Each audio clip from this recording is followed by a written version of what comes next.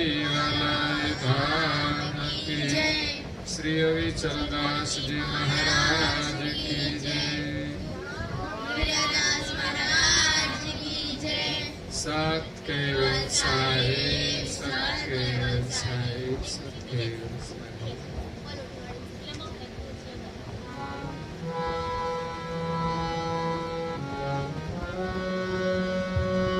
ध्रुवमरीश प्रह्लाद नारद भृत विभीषण जय। रुक्मांगद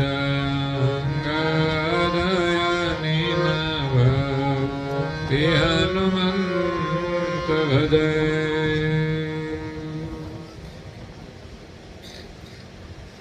प्रिय भक्तजनों,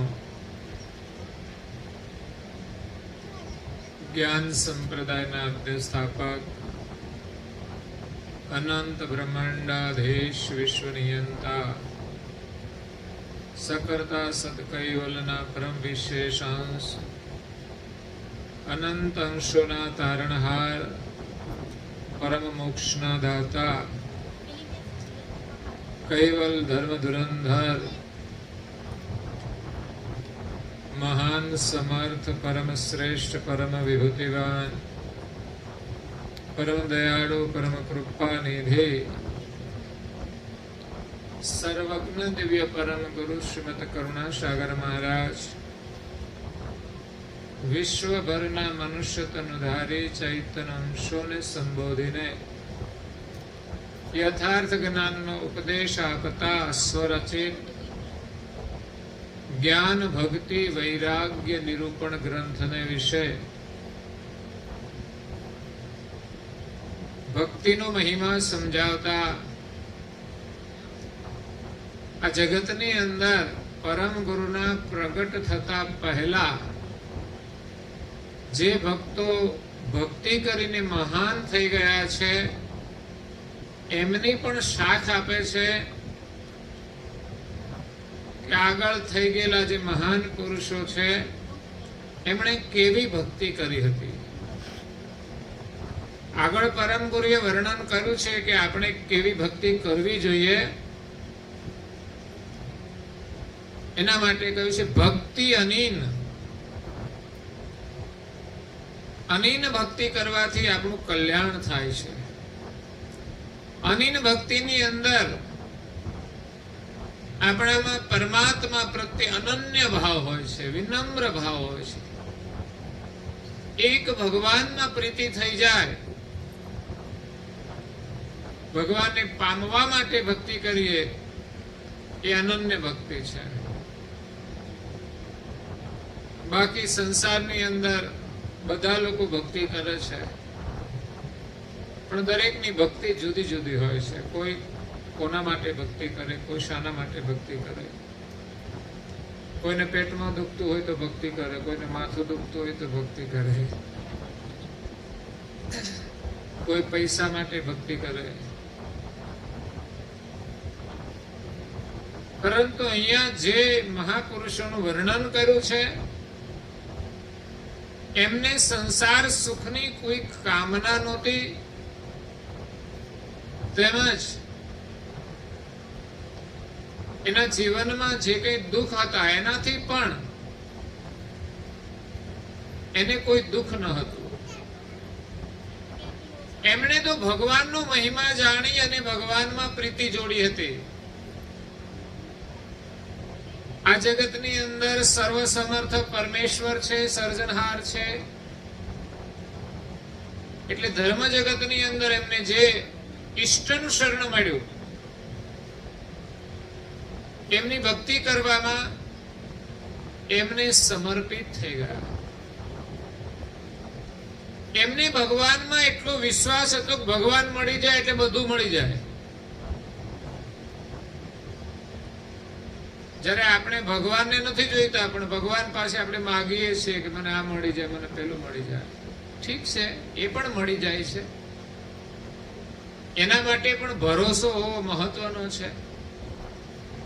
વિશ્વાસ હોય, નિષ્ઠા હોય, નિયમ પાડે, કોઈ વ્રત કરે તો એનું ફળ અવશ્ય મળે જ છે.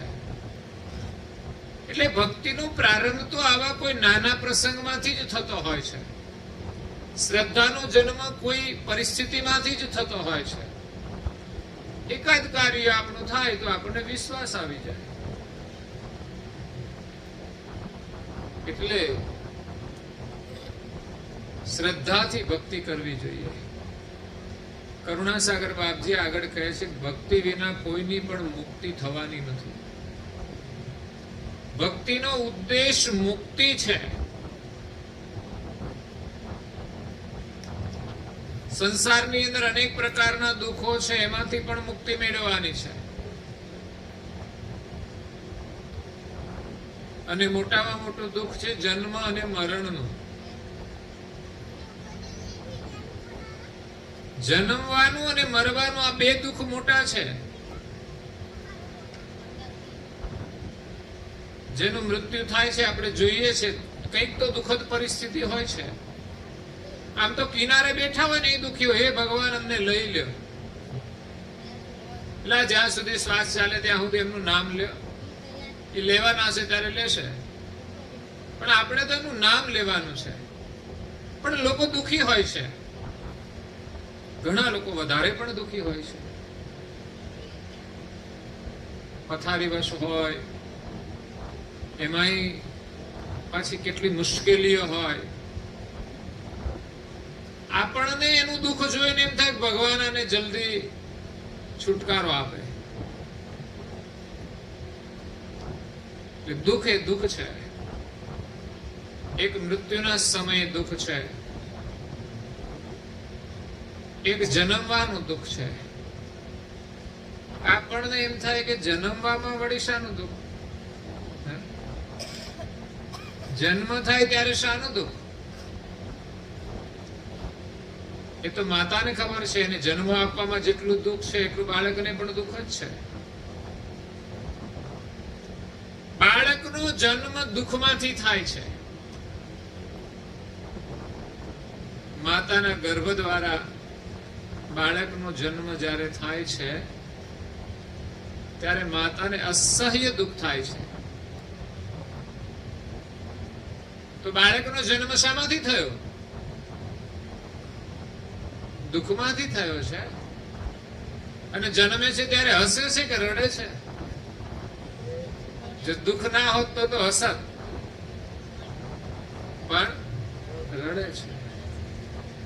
એનો જન્મ થયા પછી છોકરો આવે તો વળી હસે પાછા, છોકરી આવે તો પાછા ના ખુશ થઈ જાય. તો પરણાવશો કોની સાથે? તમારા છોકરાને પરણાવવા માટે છોકરી જોઈએ છે તો તમારે દીકરીને જન્મ આપીને કોઈને તો આપવી પડશે ને. આ તો વ્યવહાર છે.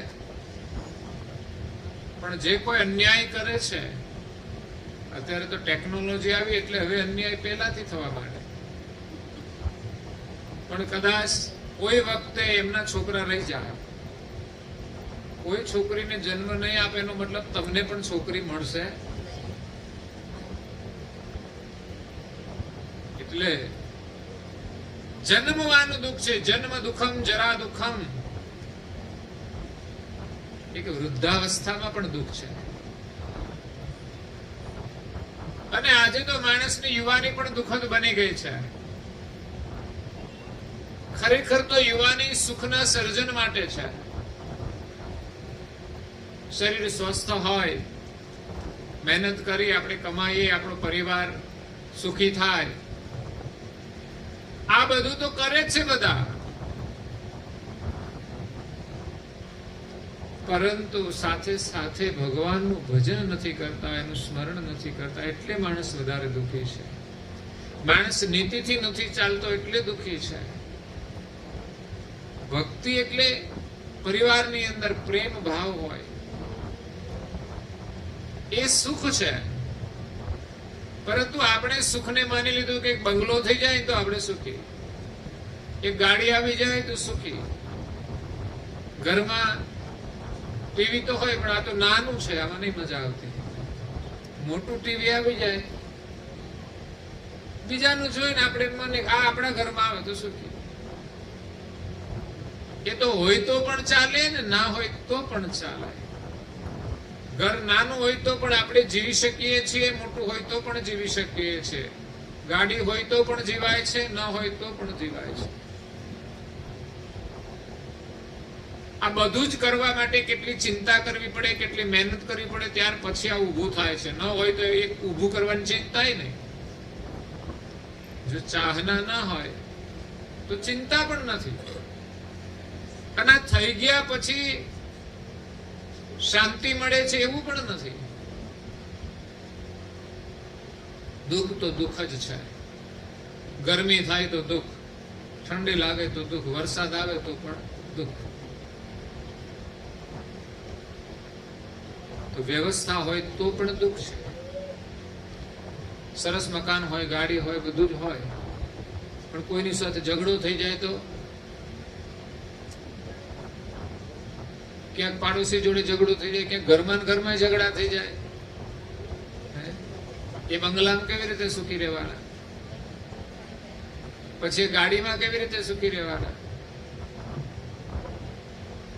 એક બહાર જવું હોય તો એક વળી આવે ને એક ના આવે, અને આવે તો મોઢું ચડાવીને બેસે. એ ગાડી લઈને જતા હોય એટલે બીજા રોડ ઉપર ચાલ્યા જતા હોય ને એને એમ થાય કે આ જે ગાડીમાં જાય છે ને એ સુખી છે, પણ પૂછો તો ખરા ઉભી રાખીને, એક બીજા બોલતા નથી.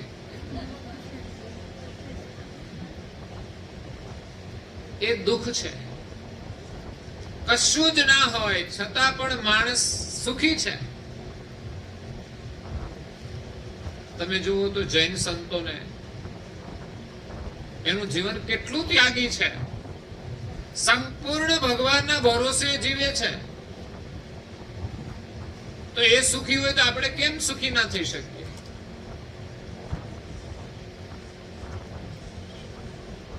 સાદા વસ્ત્ર હોય છે, નથી એને કોઈ આશ્રય હોતો,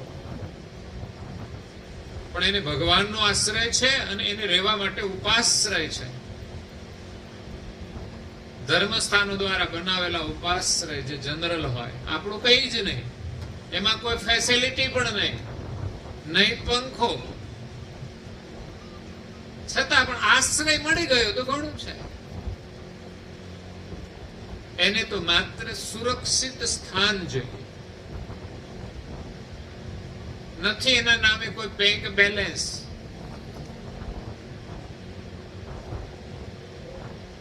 નથી એના પગમાં જુતિયા,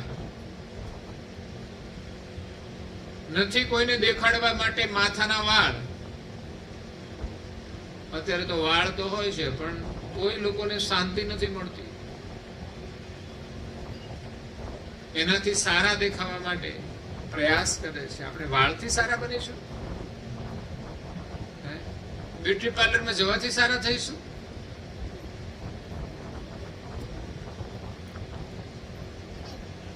તો એવા વાળને તો એ છોડી દે છે, અને એ પણ એક એક વાળ ખેંચી ખેંચીને કાઢે. આપણો તો એક વાળ કોઈ ખેંચ્યો હોય તો ગુસ્સો આપણો સાતમા આસમાને જતો રહે.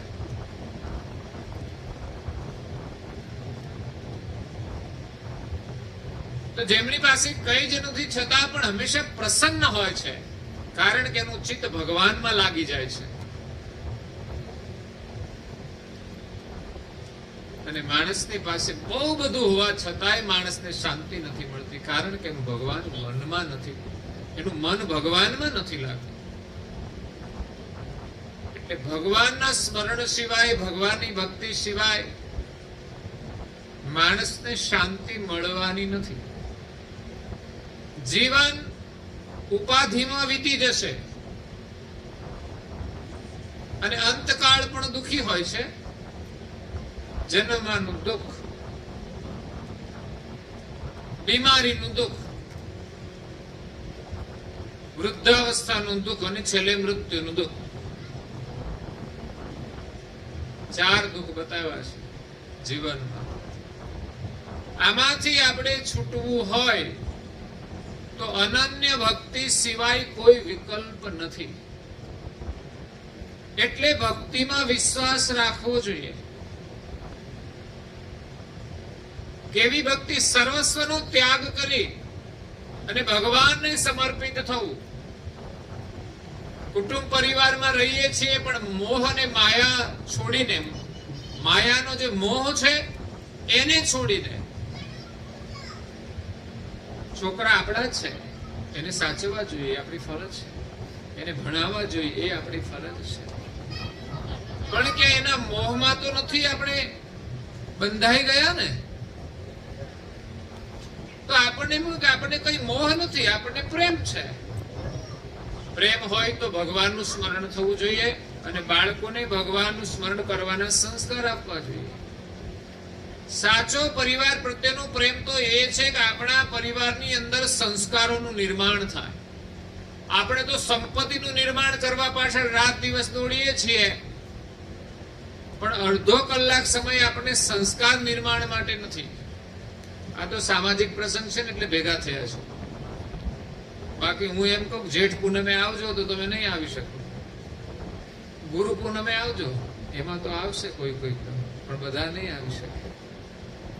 આપણા માટે અમુક પ્રસંગો છે ઘર છોડીને જવાના, એ સમયે સમય કાઢવો.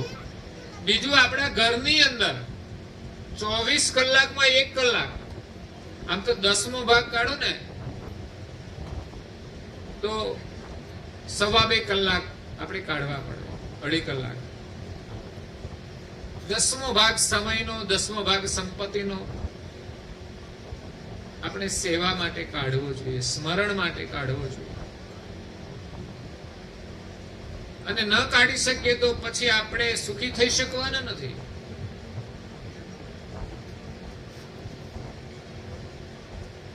આપણી પાસે 10 મિનિટનો સમય નથી હોતો. ઘણા લોકો ઘરમાં 10 મિનિટ પગે લાગવા માટે કે 5 મિનિટ પ્રાર્થના માટે પણ નહીં બેસતા હોય. અને કરતા હશે 15 મિનિટ, અડધો કલાક કરતા હશે, એ સારી વાત છે.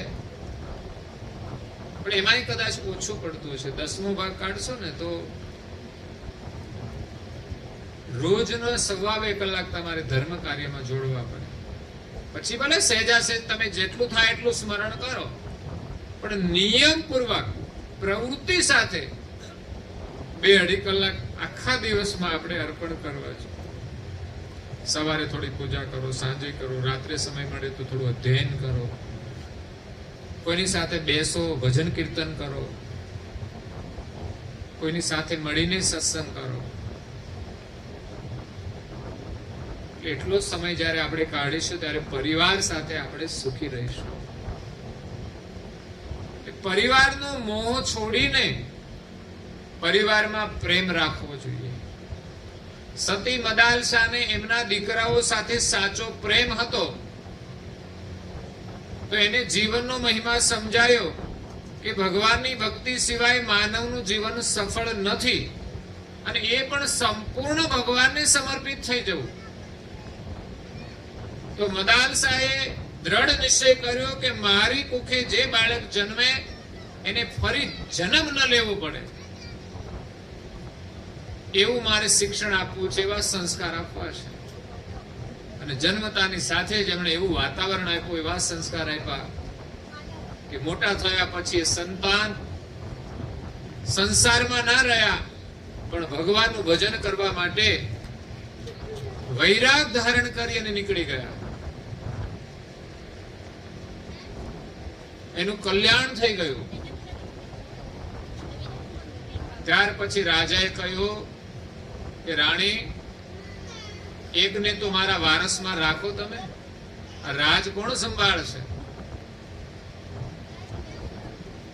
ત્યારે એને પણ એવા સંસ્કાર આપ્યા કે સારી રીતે રાજ કરી શકે. આપણે બાળકોને ભણાવીએ, ધંધે લગાવીએ, નોકરી કરાવીએ, પણ એ સારી રીતે કામ કરે એવા સંસ્કાર તો આપણે આપવા જ જોઈએ. પણ આપણે જ મસાલા ખાઈશું તો, પડીકીઓ ખાઈશું તો, બીડીઓ ફૂંકીશું, ને હવે તો આવ્યા છે પીણા, પીવાના. હવે તો લોકોને પીવાનું પસંદ વધારે છે. પ્રસંગોમાં લોકો પાર્ટી કરે, પીવાની. ચૂંટણી હોય તો પાર્ટી. હવે આને નાને ક્યાં લેવા દેવા છે કશું? પીવડાવવા વાળા મૂર્ખ અને પીવા વાળા મહામૂર્ખ છે. પેલા એની લાલચે પીવડાવે છે સત્તાની, અને આ લોકો મફતમાં મળે એવી લાલચથી કે લાવો ભાઈ, એક દિવસ તમને આપશે, એનાથી કઈ જિંદગી પસાર નહીં થાય, તમારી જિંદગી બરબાદ થઈ જશે.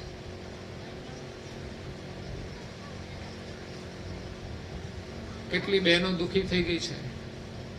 જેમ 3 તલાક થી દુખી થઈ જાય ને, 3 તલાક આવે છે ને, 3 તલાક એ દૂર થઈ ગયું તો એમાં જેમ દુખી થતા હતા ને એમાં જ આમાં દુખી થાય છે, એનાથી વધારે દુખી થાય છે. તલાક આપી દે ને તો સારું, પણ જોડે રહીને જીવવાનું બહુ મુશ્કેલ હોય છે. એટલે જેમ 3 તલાક ઉપર કાયદો બનાવ્યો છે ને, એમાં પીવા વાળા ઉપર પણ કઈ કાયદો કડક હોવો જોઈએ. નિયમ છે દારૂબંધીનો, પણ કઈ અમલ છે? આના પર કડક એવો અમલ થાય ક્યાંય મળે જ નહીં, તો ક્યાં જશે? એટલે આપણા બાળકોને સંસ્કાર આપવા છે તો આપણે પણ સંસ્કાર સંપન્ન રહેવું પડશે. આપણા બાળકોને આપણે સુખી કરવા છે, ધનવાન બનાવવા છે, તો આપણે પણ ધન સંપન્ન રહેવું પડશે. એટલે જીવન સુખી થવા માટે, સુખી કરવા માટે, દુઃખોમાંથી છૂટવા માટે આપણે ભક્તિ કરવાની છે. સુખ આપણે ભગવાનના સ્મરણથી મળે છે. આખર આપણે સંસારમાં જે સુખ મેળવીએ છીએ કોનાથી મળે છે? કોઈને વળી મળતું છે કે મને પૈસા મળી ગયા, મારા બેંકમાં 10 લાખ પડ્યા છે એટલે હું ખુશ. વાપરે નહીં તોય ખુશ. લોભી માણસ છે ને, એ પૈસા વાપરે નહીં તોય ખુશ રહે. કેમ? તો મારી પાસે પૈસા છે, અને વધે એમ એને ખુશી મળે. વાપરે એમ ખુશી નહીં, વાપરે તો દુઃખી થઈ જાય. 10 લાખ બેંકમાં પડ્યા હોય તોય એ સારા કપડા ના પહેરે, સારું ભોજન ના કરે, સારા જૂતિયા ના પહેરે, મફતમાં મળી જાય તો નવા ના લે. ક્યાંક મંદિરે જાય ને ક્યાંક મેળ પડી જાય, ઘણા એમ ખુશ થઈ જતા હોય છે. પણ એને ખબર નથી આ કોઈની પનોતી ના પહેરાય, આપણી પનોતી આવી જાય, આપણી પથારી ફરી જાય.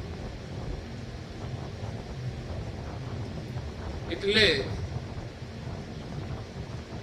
ઘણા લોકો ખાલી સંપત્તિથી ખુશ હોય છે.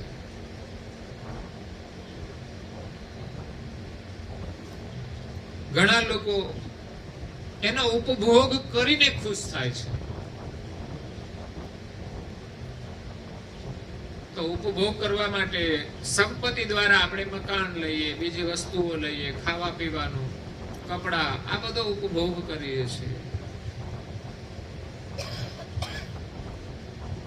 ઘણી વાર ઘરમાં સારી વ્યવસ્થા હોય, મકાન સારું હોય, ખાવાનું સારું મળે, સારું છે, જરૂરી છે, પણ છતાંય માણસને શાંતિ નથી મળતી.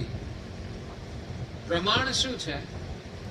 તો બહાર જઈને કચરો ખાય છે. ઘરમાં ખાધું હોય, ઘરે બંગલો છે, ગાડી છે, ખાઈને તૃપ્ત થયા છે, છતાં પણ બહાર જઈને કચરો ખાય છે. એનો મતલબ એવો કે આ સુખી? જેટલા લોકો વ્યસની છે ને એનું પ્રમાણ છે કે આ માણસો સુખી નથી. ભલે બંગલામાં રહેતા હોય કે ઝૂંપડામાં રહેતા હોય. આ ભૂખ લાગે એટલે ખાવું જરૂરી છે, પણ મસાલાથી તો જીવી શકાય તેમ નથી. હું તો ઘણા લોકોને કહું છું, વ્યસનીને, તમે આ વ્યસનનું સેવન કરો છો એનાથી તમને શું લાભ થાય? એના વગર તો ચાલે જ નહીં. અને પરિસ્થિતિ પણ એવી જ હોય છે, એના વગર માણસ ચલાવી નથી શકતા. હું એમ માનું છું કે તમને જો એ મસાલાના સેવનથી શરીરને પોષણ મળતું હોય તો તમે એમ માનો છો કે આ ખાઈએ તો અમે કામ કરી શકીએ છીએ, આ ખાઈએ તો અમને સ્ફૂર્તિ મળે છે. ઓહો, ક્યાંથી શોધી કાઢી બોલો આ સ્ફૂર્તિ? મહાપુરુષો સ્ફૂર્તિ માટે જંગલમાં તપશ્ચર્યા કરે છે, અને આને મસાલામાંથી, પડીકીઓમાંથી, બીડીઓમાંથી, શરાબમાંથી સ્ફૂર્તિ મળે છે. આ શરાબમાં તો એવી મસ્તી મળે ને, પરિવારની ચિંતા છૂટી જાય. હા, પછી ઉપાધિ જ નહીં કરવાની, પત્નીનું શું થાય, છોકરાનું શું થાય, એટલે પીને હુઈ રહેવાનું, કામે કરવું નહીં જાજુ, બસ માત્ર પીવાનું લાવવાની જ ચિંતા. એ ઉપાધિ વાળું તો છે જ. પછી એમાં કાવા દાવા તો કરવા જ પડે, ઘરમાં ધમાલ કરીને માંગવા પડે કે લાવો થોડા, કઈ ના મળે તો વેચવાનું ચાલુ કરે, પછી પોતે પણ વેચાઈ જાય.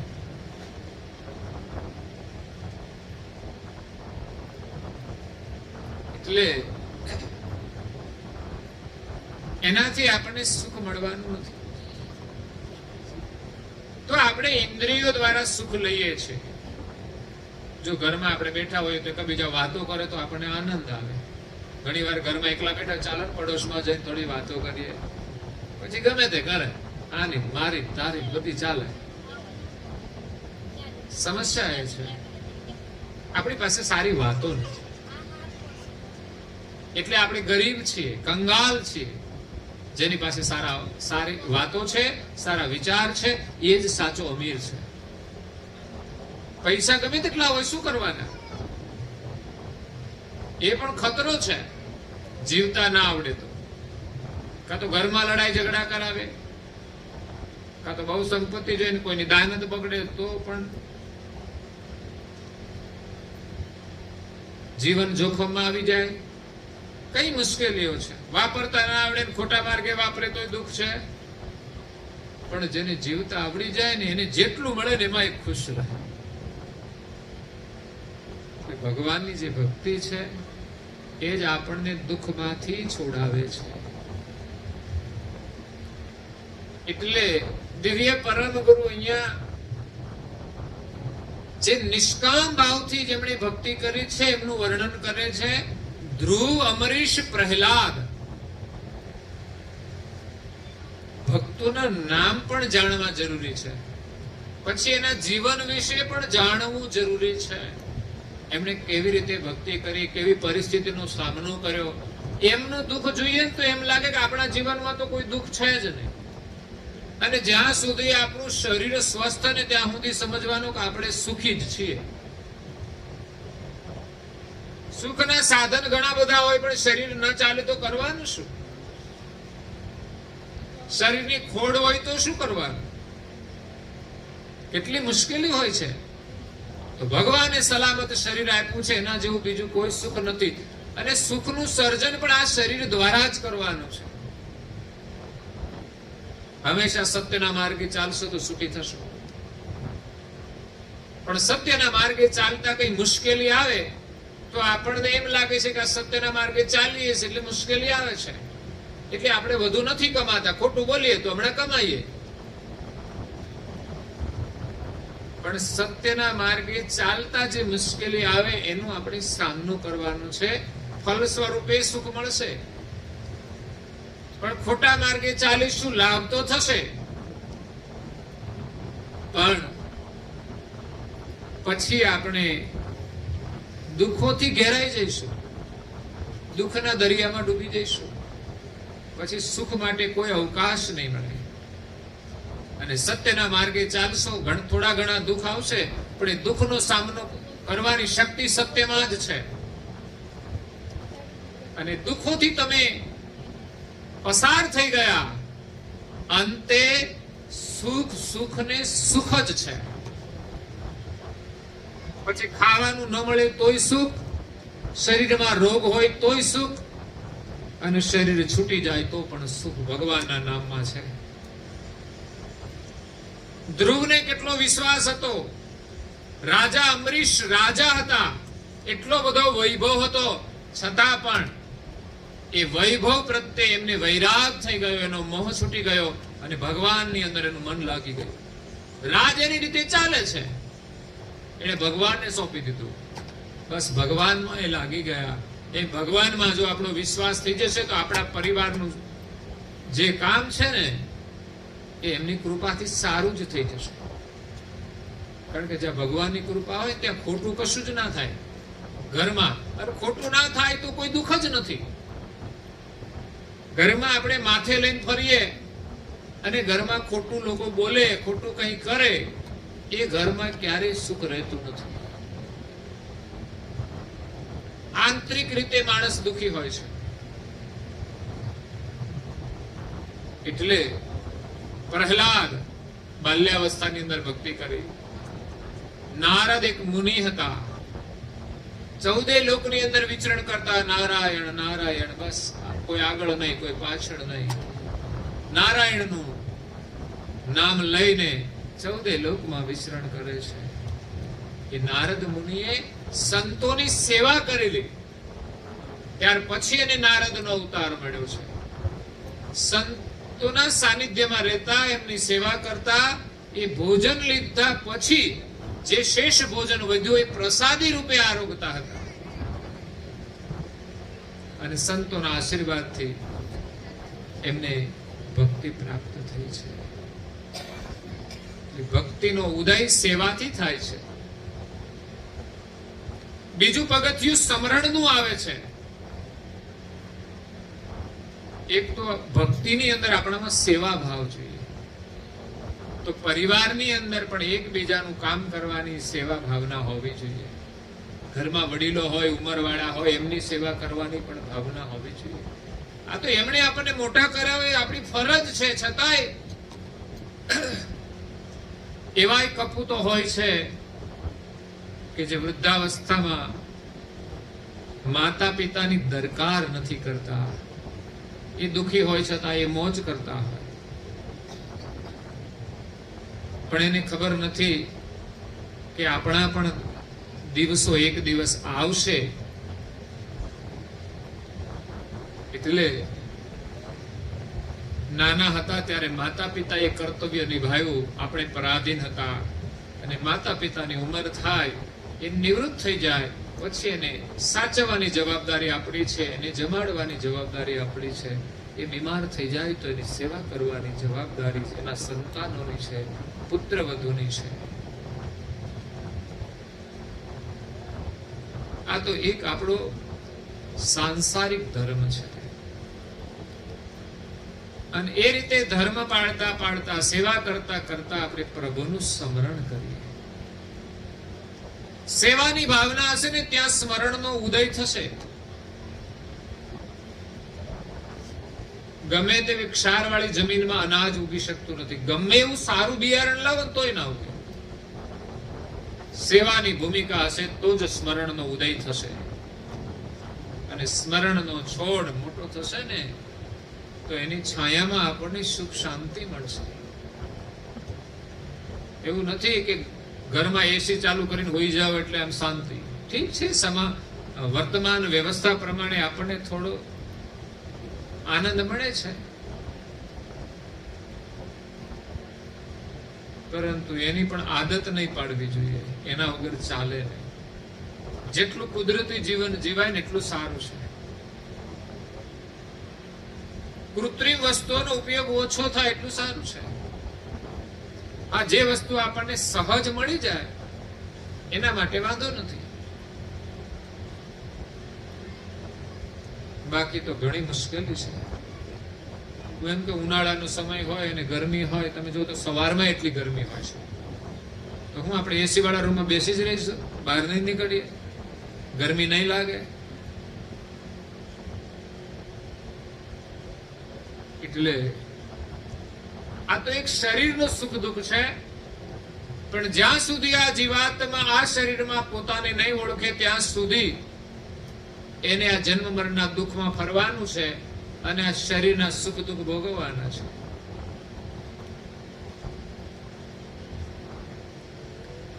જ્યાં સુધી એ ગુરુ નહીં કરે ત્યાં સુધી એને પોતાની ઓળખ નહીં થાય. અને જ્યાં સુધી માલિકનું ભજન નહીં કરે ત્યાં સુધી એનું કલ્યાણ નહીં થાય. એટલે આગળ થઈ ગયેલા મહાપુરુષોએ ભક્તિ કરી, નારદજીએ ભક્તિ કરી. ભરત વિભીષણ જે રામાયણના બે પાત્રો છે. એક ભરત રામના ભાઈ હતા. એમણે પણ પોતાના કર્તવ્ય ધર્મ સાથે સેવા કરી છે, ભક્તિ કરી છે, નિષ્કામ ભાવથી કરી છે.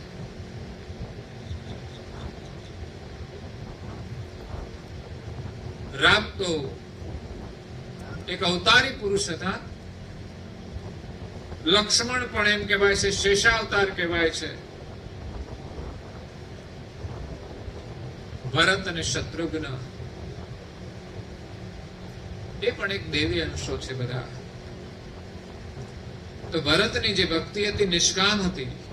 એને રાજ મળ્યું તો એને ચાહના નહોતી કે મારે રાજ કરવું છે, પણ ફરજ પડી કે રામ વનવા ગયા છે તો મારે આ અયોધ્યાનું શાસન સંભાળવાનું છે. અત્યારે તો જોવો તમે, શાસન માટે લોકો કાવા દાવા કરતા હોય છે, પડાપડી કરતા હોય છે, અને સત્તા મેળવીને પણ એનો દુરુપયોગ કરતા હોય છે. એ તો ખબર નહીં કયા નરકમાં જઈને સડશે. આ સત્તાને લાયક હોય તો એને સત્તા મળે છે, અને એની ફરજ સમજીને સત્તા ચલાવવી જોઈએ. એક રાજા હોય એનું કર્તવ્ય હોય છે પ્રજાનું પોષણ કરવાનું, પ્રજા દુઃખી ન થાય, પ્રજાના માટે વ્યવસ્થા. પણ એ માત્ર જ સત્તા મેળવી અને દાદાગીરી કરે, સત્તા મેળવી કાવા દાવા કરીએ અને પોતાનું બેલેન્સ વધારી દે, પણ આગળ જતા જયારે ભાંડો ફૂટે ને ત્યારે એને બેલેન્સ રહેતું નથી. બેંકનું બેલેન્સ તો જાય પણ એનું બેલેન્સ જતું રહે. એટલે કે સંસારમાં રહીને પણ આપણે ભક્તિ કરવાની છે. ભરતને રાજ મળવા છતાં એમ કે મારે રાજ નથી જોઈતું. રામે એની ફરજ પાડી કે રાજ તો તારે કરવું જ પડશે. તારે ભરત કહે છે કે આપની સ્મૃતિની મને કોઈ પ્રસાદી આપો. ત્યારે રામજી એમના ચરણની પાદુકા એમને આપી દીધી. ભરતના માટે રામની પાદુકા એ રામનું સ્વરૂપ છે. પાદુકાની પૂજા એ રામની પૂજા છે. રામ સ્વયં પાદુકા વિના વનની અંદર વિચરણ કરે છે. એ જ રામની પૂજા એ પાદુકા દ્વારા કરે છે. અને પાદુકાને ગાદી ઉપર પધરાવે છે કે રાજ રામનું છે ને રામનું જ રહેશે. એ પાદુકા પધરાવીને રામને પ્રસ્થાપિત કરી દે છે. પછી રામની આજ્ઞા સમજીને એ કોઈ કાર્ય કરે છે. પણ એને ક્યારેય મનમાં એમ ધાર નથી કર્યું કે હું અયોધ્યાનો રાજા છું, હું તો રામનો એક સેવક છું. એ ભાવે જ એ કાર્ય કરે છે.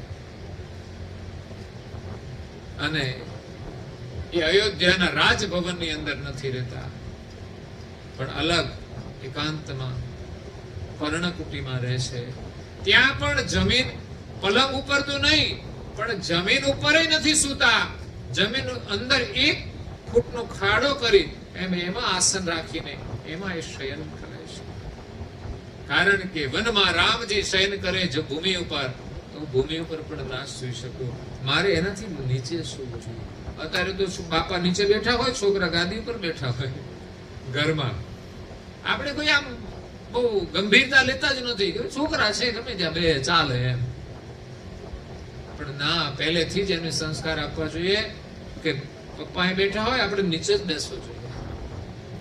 પણ એ પછી માથા ઉપર બેસે, સોફા ઉપરથી પછી માથા ઉપર આવીને બેસે. પછી ખેલ કરે ને ત્યારે ખબર પડે માતા પિતાને. એવી પરિસ્થિતિઓનું સર્જન થાય છે. એટલે સામાજિક વ્યવહારના સંસ્કાર પણ ન હોય તો એકલી સંપત્તિથી આપણે સુખી થવાના નથી. તો આપણે ત્યાં જે રામાયણ છે, મહાભારત છે, એની અંદર જે કઈ પ્રસંગોનું વર્ણન આવે છે એમાં રામ અને રાવણનું યુદ્ધ પણ આવે, પરંતુ એની અંદર જે આદર્શ પાત્રો છે એ એકબીજા સાથે કેવો વ્યવહાર કરે છે એમાંથી આપણે જીવન જીવતા શીખવાનું છે. રામ વનમાં જાય, એ મોટા ભાઈ છે, તો એને વન મળે પિતાના આદેશથી તો એ જાય. બીજા ભાઈ કોઈ સાથે જાય? ભાઈ કોઈ ના જાય. પણ લક્ષ્મણ એમની સેવા માટે જાય છે. એમ કે છે કે મોટા ભાઈ દુખી હોય ને તો આપણે એની સેવામાં રહેવું જોઈએ. એટલું જ નહીં, રામની સાથે એમની અર્ધાંગીની સીતાજી એ પણ અયોધ્યાનું સુખ છોડીને, આમ તો એ જનક રાજાની નગરીમાં મોટી થઈ છે સીતાજી, વૈભવ વચ્ચે રાજકુમારી, અયોધ્યામાં આવ્યા છે ત્યાં પણ રાજનું સુખ હતું. દશરથ રાજા પછી તો રામ બેસવાના હતા, પણ એને વનવાસ મળ્યો. તો સીતા એ રાજમાં ભવનમાં કેવી રીતે રહી શકે? રાજની સીતા તો રામને જ્યાં જવું હોય ત્યાં જાય છે, આપણે તો ભવનમાં રહીશું. પણ આજના રામ છે ને ખોટું કરીને ક્યાંક જાય તો પછી એની પાછળ કોઈ સીતા ના આવે, સમજે? આજના રામ બધા કાવા દાવા કરે ને એની પાછળ સીતા ના આવે. રામે તો કોઈ ગુનો કર્યો જ નથી, અને કઈ ના કહેવાથી રાજા દશરથે મજબૂરીમાં રામને વનવાસ આપ્યો છે, અને જ્યાં રામ છે ત્યાં પાછળ સીતા છે. હું કહું આપણે ક્યાંય વનમાં નથી જવાનું, ઘરમાં તો કમસે કમ સાથે રહ્યો હરખા. ઘરમાં પ્રેમથી રહ્યો તો એ ઘણું સારું છે. પણ ઘણા ઘરોમાં અત્યારે સમસ્યાઓ છે. બાકી સંસ્કારી પરિવારો છે એ તો નિભાવે છે, પણ આધુનિક સમયની અંદર જે માણસની જીવન પદ્ધતિ છે, પોતાની માન્યતાઓ છે, એ પ્રમાણે ઘણી સમસ્યાઓ છે. સંબંધો વિચ્છેદ થાય છે. સંબંધો તૂટે ને તોય લોકોને દુઃખ થતું હતું. અત્યારે તો મેરેજ તૂટી જાય તો કઈ ભૂલી જવાનું, એમ દુઃખ તો થાય જ છે. ખરેખર જેના જીવનમાં પહેલી વખત આવી સમસ્યા આવે, એને કલ્પના ન કરી હોય કે મારા જીવનમાં આવી પરિસ્થિતિ આવશે, બહુ દુઃખદ પરિસ્થિતિ છે સમાજમાં. પણ ભૂલી જવાય છે, બધે થાય છે એટલે થોડું નોર્મલ થઈ જાય છે. નહીં તો આવું દુઃખ છે જીવનભર ના ભૂલાય, પણ નવું જીવન જોડાય એટલે જૂનું ભૂલાઈ જાય. તો અહીંયા ભરતની અદ્ભુત ભક્તિ હતી. અહીંયા પરમ ગુરુએ ભરતનું નામ લખ્યું છે, સાથે વિભીષણનું પણ લખ્યું છે. એ પણ રામાયણનું જ પાત્ર છે. પણ એના પહેલા અહીંયા કોઈ આગળ વર્ણન નથી કર્યું, એટલે ભરત એ રામના ભાઈ પણ હતા, અને એક રાજા ભરત મહાન થઈ ગયા, જેના નામ ઉપરથી આપણા દેશનું નામ ભારત પડ્યું છે.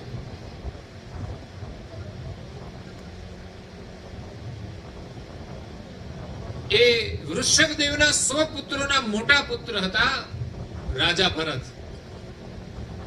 સૃષ્ટિની આદ્યમાં વૃષભ રાજા થઈ ગયા. વૃષભદેવ, એમને 100 પુત્રો હતા, કારણ કે રાજાઓ હતા ને, ઘણી બધી રાણીઓ હતી. અને સતયુગની અંદર તો લોકો બહુ લાંબુ જીવતા હતા.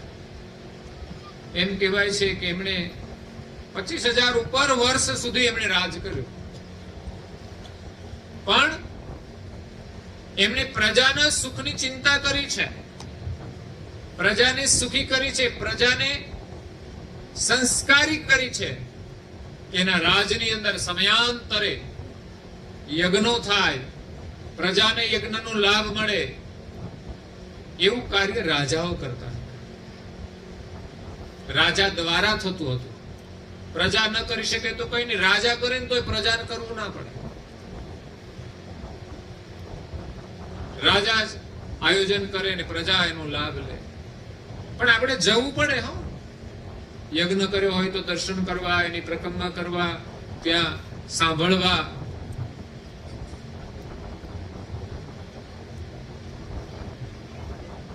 તો એવા ભરત રાજા એવા મહાન હતા. એમ કહેવાય છે કે એ પૃથ્વીપતિ રાજા હતા. સારી પૃથ્વીનું સામ્રાજ્ય એમની પાસે હતું. કેવી મોટી જવાબદારી. કેટલા પરાક્રમી અને શક્તિશાળી રાજાઓ હશે. જો કે આપણા દેશના રાજા શક્તિશાળી છે, પરાક્રમી છે. આપણા દેશનું શાસન સંભાળવું ઘણું કઠિન છે, કારણ વસ્તીના પ્રમાણે. પણ દેશના પ્રધાન છે ને, દેશના શાસન સાથે સાથે વિશ્વનું પણ સંચાલન કરી રહ્યા છે. રાજનીતિને જુદી રીતે જોતી હોય, પરંતુ દેશના જે પ્રધાનમંત્રી છે એ પોતાની સમજણ અને શક્તિનો માનવ પ્રત્યે સદુપયોગ કરી રહ્યા છે. એવું નહીં કે મારા દેશનું સારું થઈ જાય, બસ બીજાનું જે થવું હોય થાય. પણ વિશ્વમાં શાંતિ હોય ને તો દેશમાં શાંતિ થાય. વિશ્વ સુખી હોય ને તો આપણે સુખી થઈએ. આપણા ગામમાં બધા દુખી હોય ને પછી આપણું ઘર કઈ રીતે સુખી થઈ શકે? કોરોના આવ્યો, બધાને લાગ્યો હોય, પછી આપણે સુખી થઈએ? આપણને લાગે. બધાનો વિકાસ થાય તો આપણો વિકાસ થાય. પણ ઘણા લોકોએ સ્વાર્થ વૃત્તિથી જ કામ કર્યું છે કે બસ બીજાનું શોષણ કરીને પણ આપણો દેશ સુખી થઈ જાય, આપણા દેશનો થોડો આમ કદ વધી જાય, થોડો એરિયા આપણો વધી જાય. જેમ ખેતરમાં જમીન દબાવી દઈએ ને, એક સાસ જમીન દબાવી દઈએ, એ કેટલો સુખી થઈ જાય. એક સાસ જમીનમાં કેટલું પાકે? જે 50-100 સાસ હોય એ સાચવે તો ઘણું સારું થાય.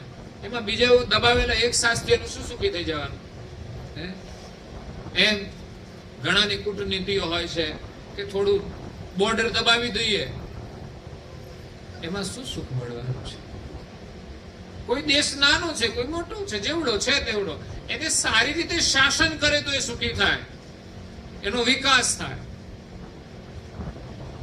તો આપણો દેશ તો ક્યારેય કોઈનું લેવામાં નથી માનતો. આપણા દેશના ઋષિમુનિઓ તો આપવામાં માને છે, પણ કોઈ અધર્મથી લઈ લે ને તો પાછા આપતા નથી. શ્રી કૃષ્ણે મહાભારતનું યુદ્ધ કર્યું, એની પાછળ એ જ કારણ કે અધર્મીઓને આપણે આપવાનું નથી. નહીં તો આતંકવાદી આપણા દેશમાં આવી જશે પાકિસ્તાનમાંથી. ધંધો રોજગાર હોય પણ આતંકીઓ આવી ગયા હોય ને તો આપણો ધંધો હરખો ના હાલે.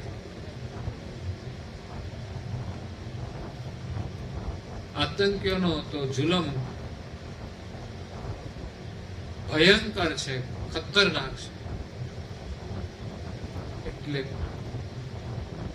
બહુ મોટી જવાબદારી દેશની સુરક્ષાની છે. પ્રધાનમંત્રી એક પ્રધાન પદ ઉપર રહી અને એક ભક્તિ જ કરી રહ્યા છે. એમના વિચારો ભક્તિના છે અને આપણી સંસ્કૃતિનું પણ સંવર્ધન કરી રહ્યા છે, એનો પણ આદર કરી રહ્યા છે. તો રાજા ભરત થઈ ગયા, એમણે પણ ભક્તિ કરી.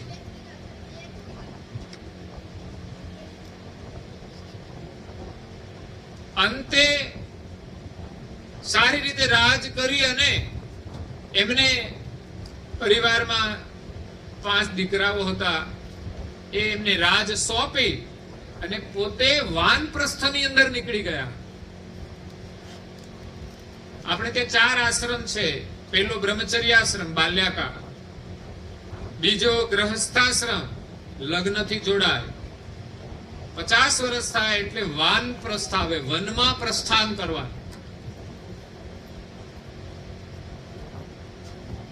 આપણા જીવનનો પણ એક ક્રમ છે કે બાલ્યકાળ હોય તો એક પ્રવૃત્તિ કરવાની, અધ્યયન કરવાનું. 25 વર્ષ સુધી અધ્યયન કરવાનું, 25 વર્ષ પછી વ્યવસાય કરવાનો. ગ્રહસ્થાશ્રમમાં જોડાય અને ધર્મ સાથે રહીને એ જીવન પૂર્ણ કરવાનું. 50 વર્ષ થઈ જાય, આ બાજુ છોકરાઓ મોટા થઈ જાય ને એને પરણાવી દો એટલે પછી આ ઘરની જવાબદારી એને સોંપી દેવાની અને પોતાએ જવાબદારીમાંથી મુક્ત થઈ નિવૃત્ત થઈ અને ભક્તિની અંદર પ્રવૃત્ત થવાનું. નિવૃત્ત એટલે હું કઈ ગપ્પા મારવા નિવૃત્ત થવાનું, બજારે બેહીને બીડીઓ ફૂંકવા નિવૃત્ત થવાનું, એવી નિવૃત્તિ નહીં. સાંસારિક કાર્યથી નિવૃત્તિ લઈ અને ધર્મ કાર્યમાં પ્રવૃત્ત થવાનું છે. ભલે તમે શરીરથી કામ ન કરી શકો વધારે તો કંઈ નથી કરવાનું. ધર્મની અંદર વિશેષ ભગવત સ્મરણ કરવાનું છે, સારી વાતો કરવાની છે, સારું દર્શન કરવાનું છે. તો એ રીતે રાજા રાજ છોડી અને જંગલમાં જાય છે સાધના કરવા માટે, ભગવત સ્મરણ કરવા માટે. એને કુટુંબ, પરિવાર, રાજ, સત્તા બધાનો મોહ છોડી દીધો અને જંગલમાં રહે છે. સંન્યાસી જીવન, કોઈ સુવિધા નહીં, વનના ફળ ખાવાના, વનમાં જે પરિસ્થિતિ હોય એમાં રહેવાનું. આપણે તો ટાઈમ જ ના જાય ટીવી વગર. અત્યારે ટીવી ને મોબાઈલ ના હોય ને તો બહુ મુશ્કેલી છે ટાઈમ કાઢવાની. સમય છે ખરો પણ આ ખાઈ જાય છે, આપણો સમય ખાઈ જાય છે.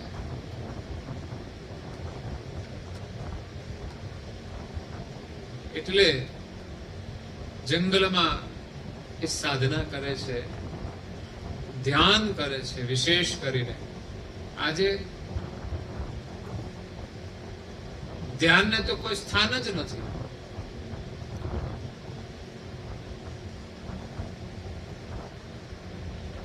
ધ્યાન કેવી રીતે કરવું, શું કરવું, કઈ ખબર જ નથી. આંખો બંધ કરીને કે ખુલ્લી રાખીને માળા કરે ને આજુબાજુ જોયા કરે. માળા કરતા કરતા મંદિર સામે બેઠા હોય ને માળા કરતા હોય, બાજુમાંથી પુત્ર બધું નીકળે ને આમ ત્રાસી આંખે જોઈ લે કઈ બાજુ ગયે.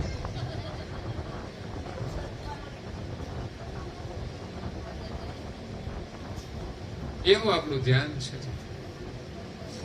એ ધ્યાન કરે છે. એક દિવસ એવો પ્રસંગ બને છે કે એક ગર્ભવતી હરણી એ ગંડકી નદીના કિનારે એ ભરત રાજા સાધના કરે છે. મોટા ભાગના ઋષિમુનિઓના આશ્રમો નદીના કિનારે હોય છે.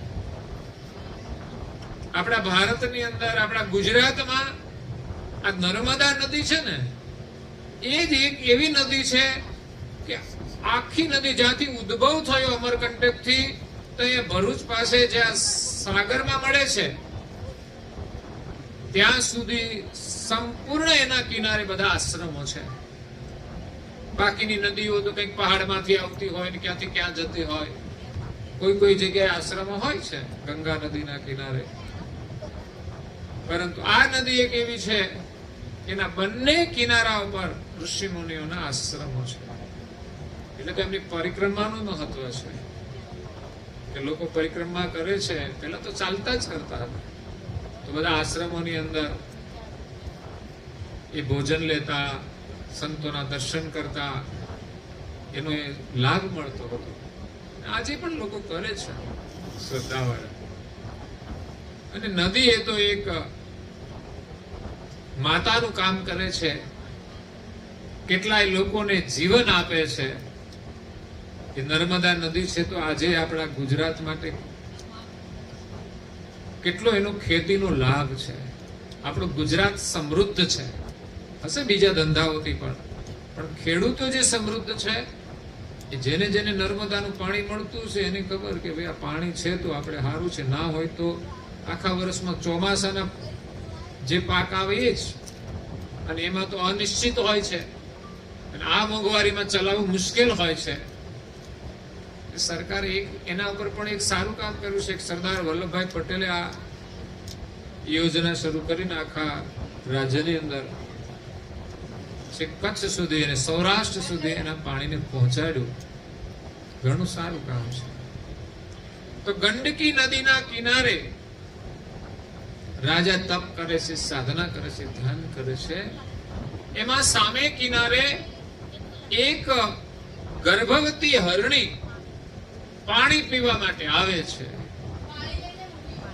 પાણી પીતા પાછળથી સિંહે ગર્જના કરી, અને સિંહ ગર્જના કરે ને જંગલમાં ક્યાંય, એટલે હરણા તો છે ને ભાગવા જ મળે. એને ખબર છે કે આ જો આપણને જોઈ જશે ને તો આપણને છોડશે નહીં. એટલે હરણની પાછળ સિંહ પડી જાય ને એટલે હરણને થકાવી દે, દોડાવીને. હરણ ઘણું બધું કુદાકુદ કરે, આમ તેમ, પણ છેવટે થકવાડી દે અને સિંહ એને પકડીને એક ઝટકે એનું ગળું પકડીને ત્યાં મોતને ઘાટ ઉતારી દે છે. જેવી સિંહ ગર્જના થઈ એવી ગર્ભવતી હરણી હતી ને એ ભયભીત થઈ ગઈ, અને એ કિનારેથી એને એમ કે પાછળથી આવે છે એટલે પાણીનું જે વેણ હતું ને એને કૂદકો મારીને છલાંગ મારી કે સામે કિનારે જવા માટે. તો જેવી છલાંગ મારીને જ્યાં એના પગ પડ્યા ત્યાં જ એ ગર્ભનો પ્રસવ થઈ ગયો. એનું બાળક તઈ રહી ગયું, પાણીમાં તણાવા લાગ્યું અને હરણી નીકળી ગઈ.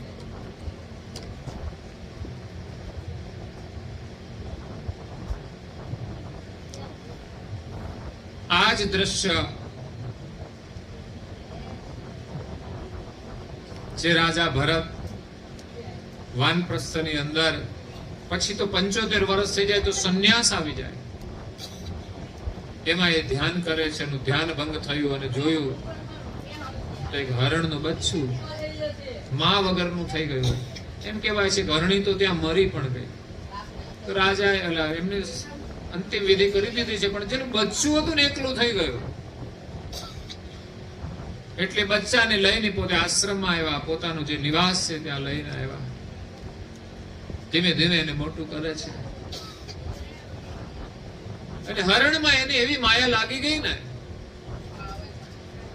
કે ક્યારેક હરણની પાછળ એક જંગલની અંદર ફરવા જાય ને આગળ નીકળી જાય તો રાજા એને શોધવા માટે નીકળી જાય, તો સાધના છૂટી જાય અને હરણની સેવામાં એનો દિવસ જતો રહે છે. તો હરણ સાથે એટલી મમતા બંધાઈ ગઈ કે રાજાને છેલ્લે શરીર છોડતી વખતે એ હરણની ચિંતા થઈ કે હું તો જાઉં છું પણ હરણીનું શું થશે. એટલે એ માયા હતી, વાસના હતી. રાજાનું શરીર તો છૂટી ગયું પણ એના મનમાં એક વાસના રહી ગઈ હરણના બચ્ચામાં. તો એને બીજો જન્મ હરણનો લેવો પડ્યો. એટલે મરતી વખતે જેવી આપણી ચાહના હોય, ઈચ્છા હોય, વિચાર હોય એ પ્રમાણે નવો જન્મ થતો હોય છે. અને ઈચ્છાઓ કેવી હોય કે જેવું આપણું જીવન હોય. કુટુંબમાં રહેતા હોય તો કુટુંબની છાયા હોય, બધી માયા હોય, એના વિચાર હોય, તો ફરી એ જ માયામાં પડીએ. એમ રાજાનો જન્મ હરણના શરીરમાં થયો. એક રાજા હતો, એમને વરદાન પણ હતું કે આ રાજા શક્તિશાળી થશે, તો એમણે રાજ પણ એવી જ રીતે કર્યો. સાધના કરી અને અંતકાળે એક હરણનું સ્મરણ રહેતા એને હરણના શરીરમાં જવું પડ્યું. પણ રાજાએ એવી સાધના કરેલી ને કે હરણના શરીરમાં પણ એને આગલા જન્મની સ્મૃતિ રહી ગઈ કે ગયો જન્મ મારો ક્યાં હતો, તો કે હું એક રાજા હતો અને સંન્યાસ લઈને જંગલમાં તપ કરતો હતો આ ગંડકી નદીના કિનારે. એ જ નદીના કિનારે હરણના રૂપે એનો જન્મ થયો. એ જીવન પૂરું કર્યું એને ભગવાનની યાદમાં જ. એ જે એને સ્મૃતિ રહી હતી એટલે કરી શકે, નહીં તો કોઈ હરણને સ્મરણ ના થાય. તો એ હરણનું શરીર છૂટ્યું અને ફરી પાછો એને માનવનો અવતાર મળ્યો. એક બ્રાહ્મણને ત્યાં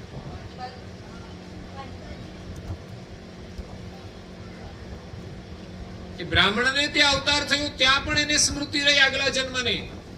એક જન્મમાં હું રાજા હતો, બીજા જન્મમાં હું હરણ થયો. કેમ હરણ થયો? કે રાજાના જન્મની અંદર મારી મમતા હરણમાં હતી, તો હરણનો જન્મ લેવો પડ્યો. પણ હવે હું બ્રાહ્મણના ઘરે જન્મ થયો છે, પણ હવે મારે ક્યાંય મમતા રાખવી ન. એને કુટુંબમાં મમતા રાખી ન, ક્યાંય માયામાં મમતા રાખી. એ બાળપણથી જ ગાંડા જેવું જીવન જીવે. ખબર હતી તો પણ ઘરમાં એમ થઈ ગયું કે આ ગાંડો જ છે. ઘરમાં એની કોઈ ગણતરી નહીં. અને ગાંડો હોય એનું પછી કોઈ લગ્ન કરે?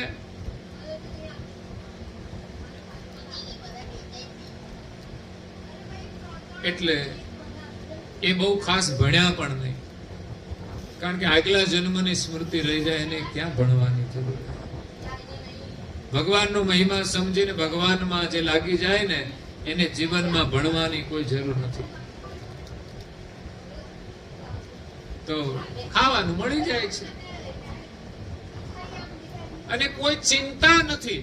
એટલે શરીર પણ આમ તંદુરસ્ત છે, અલમસ્ત.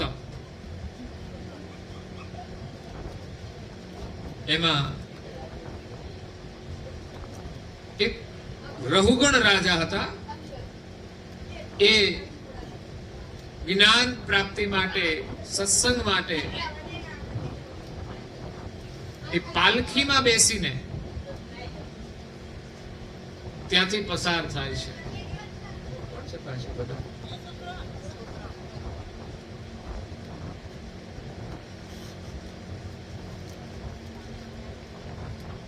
તો એ રાજાને ઉચકવા માટે 4 લોકો હતા, પાલખી ઉચકવા વાળા. એ રસ્તામાંથી નીકળ્યા, એમાં એક જણ થોડો માંદો પડી ગયો. એટલે પાલખી લેવામાં સમસ્યા થઈ. એમ કરતા આ જે બ્રાહ્મણને ત્યાં જન્મ થયો, એ રાજાનું નામ પણ ભરત, જડ ભરત કહેવામાં આવે છે. કારણ કે આગલા જન્મમાં ભરત રાજા હતા. એ જ ભરતની ઓળખ એમની જડ ભરત તરીકે થઈ. કે જાણવા છતાંય જડ રહ્યા. તો તંદુરસ્ત જોઈ અને એક માણસ બીમાર પડ્યો, ત્યારે આ જડ ભરતને પકડી લાવ્યા. ચાલ, થોડી સેવાની જરૂર છે, મદદની જરૂર છે, રાજાની પાલખી ઉંચકવાની છે. તો જડ ભરત તો જાય છે. 3ની જોડે એ પણ જોડાઈ ગયો સેવામાં. રાજાની પાલખી લઈને જાય છે. પણ આ જે જડ ભરત છે ને, બહુ સમજદાર હતો. ધર્મમાં બહુ નિષ્ઠા હતી. એ ચાલે ને તો માત્ર એ 3 ફૂટ 2 ફૂટ જેટલું આગળ જોઈને ચાલે, વધારે આમ જોઈને ના ચાલે. કારણ કે નજીકમાં નીચે ચાલ્યા જતા જે જીવ જંતુ છે, એના ઉપર ક્યાંય પગ ન પડી જાય એનું ધ્યાન રાખીને ચાલતા. અને આપણા નીચે તો કેટલાય કચડાઈ જાય, આપણે કઈ જોતા નથી.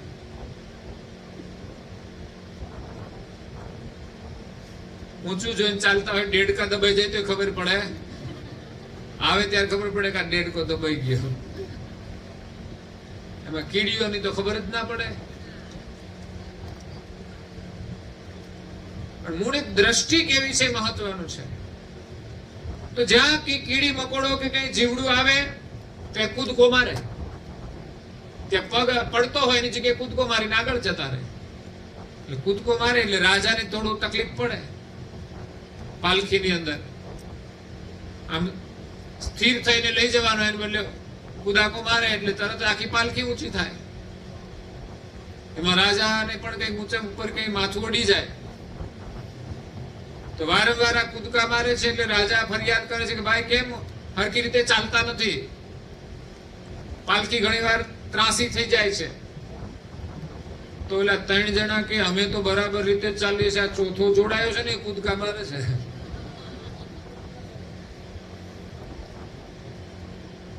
એટલે રાજાએ પોતાના રાજાના હુકમથી એને જરા ધમકી આપી, કડવા વચનો કહ્યા કે ભાઈ સીધી રીતે ચાલને.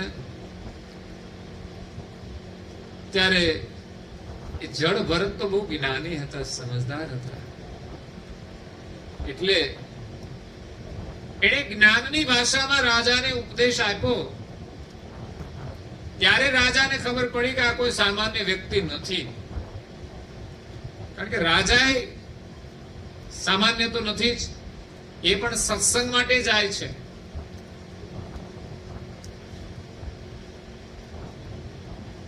કપિલ મુનિ પાસે, સાંખ્ય શાસ્ત્રના જે મુનિ થઈ ગયા કપિલ મુનિ, તો એ પણ તત્વજ્ઞાન સાંભળવા માટે જાય છે. ત્યારે અહીંયા જડ ભરત પણ એને તત્વજ્ઞાનની ભાષામાં ઉપદેશ આપે છે કે ભાઈ આ શરીર તો ક્ષણભંગુર છે, ચૈતન સત્ય છે, અને દરેક ઘાટમાં રહેલો જે ચૈતન છે એ આપણા જેવો જ છે. આપણાથી કોઈ જીવને દુઃખ ન થવું જોઈએ, કોઈની પણ હિંસા ન થવી જોઈએ. એટલે કીડી મકોડામાં પણ આપણા જેવો જ છે. એટલે આપણે ચાલીએ ખરા, પણ ધ્યાન તો રાખવું જોઈએ ને. કથામાં જઈએ ને સત્સંગમાં જઈએ ને પછી ધ્યાન ના રાખીએ, પછી ઘરે આવીને પેલી નેટ આવે છે ને, પેલી ફૂલ રેકેટ જેવી, એ લોકો હવે ઘરમાં રાખે છે, સ્વિચ દબાવીને એ ફટાકડા મને ફોડવા. આપણે તો કથામાં જઈને ઘેરે કેટલા ફટાકડા ફોડ નાખીએ મચ્છરના. તો આ તો કથામાં જાય છે, ઉપદેશ લેવા જાય છે, તો અહીંયા રસ્તામાં જડ ભરત એને ઉપદેશ આપી દીધો. અને રાજા પાલખીમાંથી ઉતરી અને જડ ભરતને પગે લાગે છે કે આ તો કોઈ મહાન પુરુષ છે. ઉપદેશ એને ત્યાંથી જ મળી ગયો. તો આવા રાજા જે છે, એક પૃથ્વીપતિ રાજા હતો, એનું ફરજ બજાવી, પછી એને ભક્તિ કરી, અને એમાંય સેવા ભાવના હતી હરણમાં, કે એક અનાથ હરણનું બચ્ચું, એની સેવા કરવી જોઈએ. પણ એની માયા લાગી તો જન્મ લેવો પડ્યો. પણ પછી જાગૃત થઈ ગયા કે હવે આપણે માયામાં ફસાવું. એ રીતે જાગૃત રહીને એમણે ભજન કર્યું અને રાજા રહુગણને પણ ઉપદેશ આપ્યો. કદાચ અહીંયા ભરતનું નામ લખ્યું છે, એમાં એ રાજા ભરતની પણ કથા આવે છે, ભક્તિની. જડ ભરતની પણ કથા આવે છે, અને રામચંદ્રજીના ભાઈ છે એ ભરતે પણ ભક્તિ કરી છે. તો ભક્તિ કરવા માટે આ મહાપુરુષનું જીવનમાંથી પ્રેરણા લઈ અને આપણે જે પરિસ્થિતિમાં રહીએ છીએ એમાં આપણે કેવી રીતે રહેવું એ વિચારવાનું. આમાં કોઈનું અનુકરણ નહીં કરવાનું, પણ આપણે જીવ હિંસા ન થાય એવો પ્રયાસ તો અવશ્ય કરવો જોઈએ. અહિંસા ધર્મને માનનાર જૈન ધર્મ જીવોની હિંસા ન થાય એટલે પગમાં જૂતા નથી પહેરતા. ગમે ત્યાં બેસે તો એને હાથમાં જે પીછ્યું હોય ને એ સાફ કરીને જ બેસે, કોઈ જીવ એના નીચે દબાઈ નહીં. એ ઘણા તો મુખે પણ બાંધી રાખે છે, નાવાનું પણ નથી હોતું ઘણાને. જ્યાં પણ જીવ હિંસા થાય ક્રિયા નહીં કરવાની. ભલે આપણે ગમે તેટલી તકલીફ પડે, ગમે તેટલી ગરમી થાય તોય નહીં નાવાનું તો નહીં નાવાનું. એક તપશ્ચર્યા છે, સહેલું કામ નથી. એટલે મહાપુરુષોના જીવન તો જુદા જુદા હશે, પણ જીવનનો લક્ષ્ય એક જ હશે. એમ આપણને જીવન મળ્યું છે, એમાંથી આપણે એક લક્ષ્ય રાખીને ભક્તિ કરવાની છે. પરમ ગુરુનું શરણ મળ્યું છે, એમનું જ્ઞાન શ્રવણ કરી અને પરમ ગુરુની સેવા પૂજા પ્રાર્થના કરી અને આપણે પરિવાર સાથે ભક્તિમય જીવન જીવીને આપણા જીવનને સફળ કરીએ અને આપણા પરિવારને સુખી કરીએ, એ જ આપણા જીવનની સફળતા છે. આજે કૈવલધામવાસી રેવાબા, રેવા નદીનું નામ છે, ગંગા યમુના રેવા. હવે તો કોઈ નામ નહીં પાડે, ગંગા કે યમુના કે રેવા. હવે તો ખબર ના પડે ને એવા જ નામ આવે છે, અર્થ વગરના. પહેલાના લોકોના જીવને અર્થવાળા હતા અને નામે અર્થવાળા હતા. હવે તો ખબર નહીં નવી પ્રજા શું કરે. હું તો કહું છું વધારે કઈ ન કરે ભક્તિ તો કઈ નહીં, પણ મા બાપ ને હાચ ને તોય ઘણું છે. ભારતમાં તો હજી સંસ્કૃતિ છે, એટલે 80% લોકો તો સાચવશે, 20% એવા નીકળે છે વિદેશી વિચારવાળા, કલ્ચરવાળા, કે મોટા થયા પછી એની લાઈફમાં ફસાઈ જાય. લગ્ન થયા પછી મા બાપને ભૂલી જાય. કેમ કે અમારે હવે શું કરવાનું, કેવું એન્જોય કરવાની. લે એન્જોય કરતા કરતા મા બાપને પણ ભૂલી જાય. એટલે મા બાપ જોડે એન્જોય કરને, પણ એ ભૂલી જાય છે. બસ ખાવા પીવા હરવા ફરવામાં એન્જોય કરે છે. પછી મેચિંગ નથી થતું. જૂની પેઢી નવી પેઢીને મેચિંગ નથી થતું, એટલે પછી જુદા થાય. એક ના એક છોકરા. પેલા તો 2-4 હતા ને, એટલે એકાદ તો હાચવે, પણ હવે તો એક જ હોય ભાગ્યે, ક્યાંક 2 હોય. હવે એક ના હાચવે, અગર તો આવનારી ના હાચવે તો મુશ્કેલી ને. પણ પરિવારની અંદર સંસ્કારનું વાતાવરણ હશે ને, તો ચોક્કસ આ સમસ્યાઓ નહીં રહે. એટલે આપણે વધારે ચિંતા શિક્ષણની તો સાથે સાથે સંસ્કારની કરજો, કે તમારા ઘરમાં એક સંસ્કારની પરંપરા ઊભી થાય. દરેક વ્યક્તિ પોતાની અનુકૂળતા પ્રમાણે, ભાવના પ્રમાણે, નિયમ પ્રમાણે સવારે પ્રાર્થના, ઉપાસના, પૂજા બધું કરે. 15 મિનિટથી માંડીને 30 મિનિટ સુધી. સાંજે પણ એવું નહીં ઘરમાં એક જ જણ પૂજા કરે. દરેક વ્યક્તિએ પૂજા, પાઠ, પ્રાર્થના, ધ્યાન અવશ્ય કરવું જોઈએ.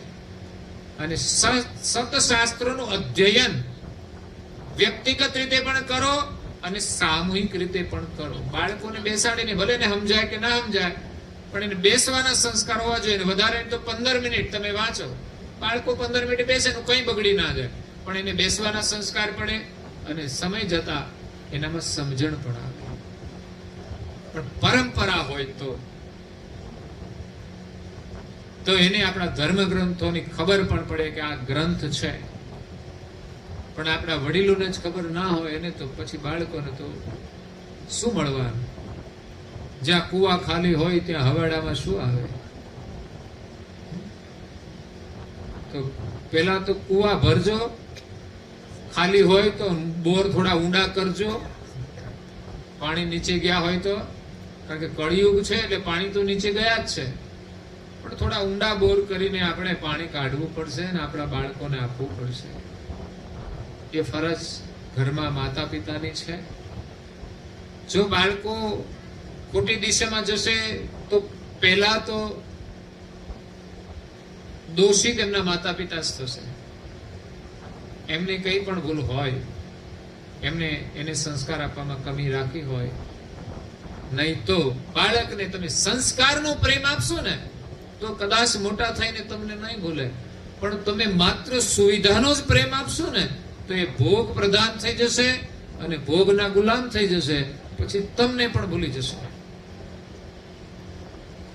તો આ સાથે અહીંયા પરમ ગુરુ જે સંતોની, ભક્તોની ભક્તિનું વર્ણન કરે છે, એમાં આગળ વિભીષણનું નામ આવે છે. ધ્રુવ, અમરીશ, પ્રહલાદ, નારદ, ભરત, વિભીષણ છે. પછી આગળ રૂકમાંગદ, અંગદ, અનિન ભક્તિ, હનુમંત ભજે. પછી હનુમાનજીનું નામ પણ આવે છે. પણ આવતીકાલે આપણે આગળની કથા શ્રવણ કરીશું. અત્યારે અહીંયા કથાને વિરામ આપીએ. અસ્તુ સત કેવલ સહાય. જય બોલવાની છે ઘરના સભ્યોએ જ.